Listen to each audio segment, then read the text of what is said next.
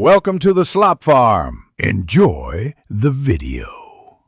You start by confirming the Jubilee clip style and clearing immediate obstacles so you can work safely.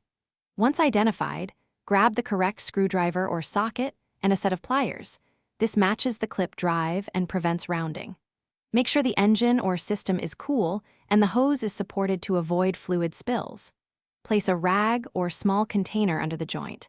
This collects any residual fluid and keeps parts from falling into hard-to-reach areas. You now loosen the clamp by turning the screw counterclockwise until tension is noticeably reduced. This relieves compression on the hose so it can move. If the screw or band is seized, hold the clip with pliers while you back the screw off. A thin metal shim or flat screwdriver between clip and hose prevents pinching the rubber. Once loose, slide the band away from the joint toward the hose end slowly, making sure the hose stays straight so the seal isn't torn. You finish by breaking the hose-to-barb seal with a twisting motion while pulling. Do not pry so hard you deform the fitting. If stuck, apply a small amount of penetrating spray, wait a minute, then repeat. Heat can help on metal fittings but keep flames away. Once free, inspect both hose and fitting for damage and clean debris.